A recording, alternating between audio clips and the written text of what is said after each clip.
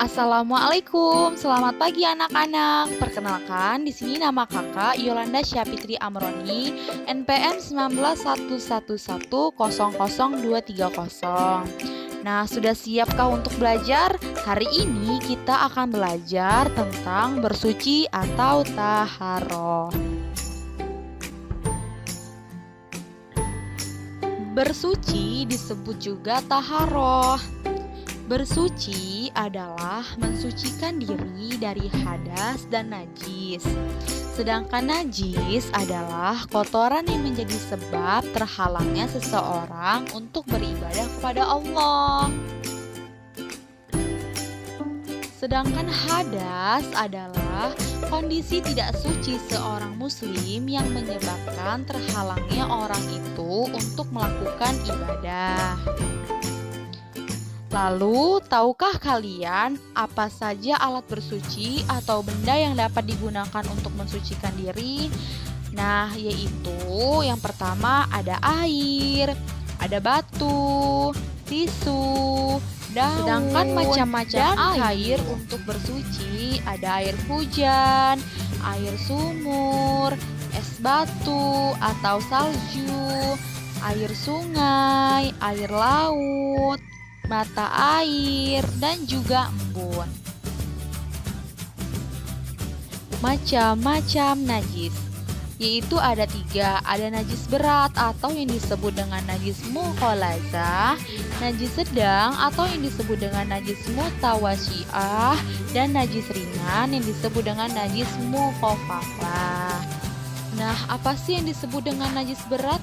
Najis berat yaitu najis anjing dan babi. Misalnya terkena darah atau air liurnya. Cara mensucikannya dibersihkan dengan air yang suci 7 kali, 1 kali dicampurkan dengan tanah yang suci.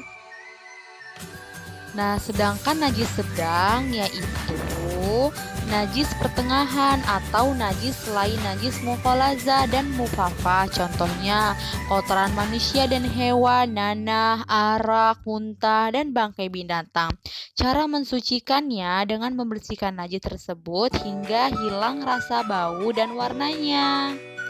Nah, yang ketiga, najis ringan, yaitu berupa air kencing bagi laki-laki yang umurnya kurang dari 2 tahun dan belum makan apa-apa selain ASI.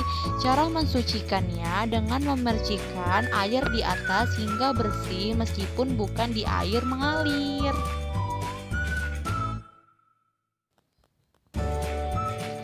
Tata cara bersuci antara lain hadas kecil, kita dapat bersuci dengan wuduk atau tayamun. Hadas besar, kita dapat bersuci dengan mandi.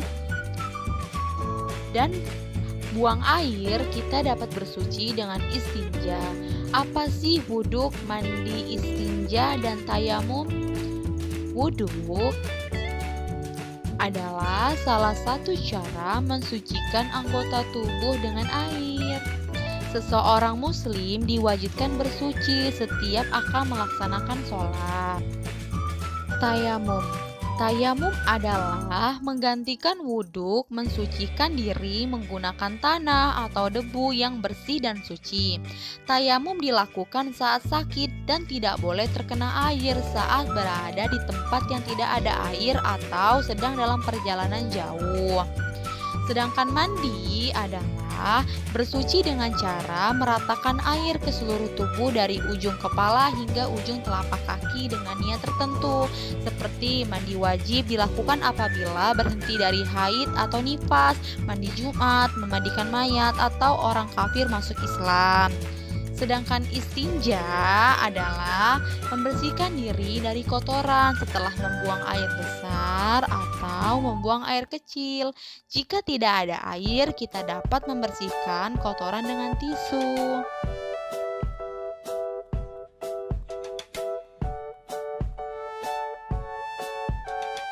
Adab membuang air, Yang pertama, gunakan kaki kiri saat masuk kamar mandi sambil membaca doa Bismillahirrahmanirrahim.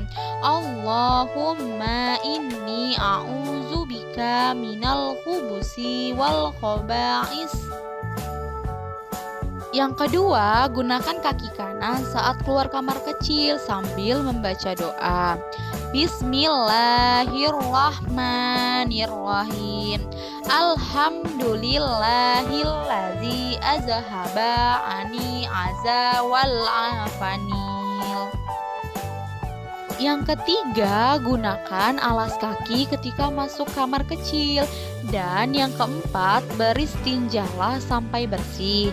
Yang kelima, gunakan tangan kiri ketika beristinja. Dan yang keenam, selesai beristinja, bacalah doa. Doa setelah beristinja. Bismillahirrahmanirrahim. Allahumma hassin faraji minal hawahisi wal tohahir qalbi minan nifaki. Manfaat bersuci. 1. Menjaga kesehatan. Kita harus selalu menjaga kesehatan. Yang kedua, menjaga kebersihan. Yang ketiga, terhindar dari penyakit. Dan yang keempat, hidup akan selalu bersih. Nah, begitu ya adik-adik. Apakah kalian sudah paham? Baiklah, kakak akhiri. Wassalamualaikum warahmatullahi wabarakatuh.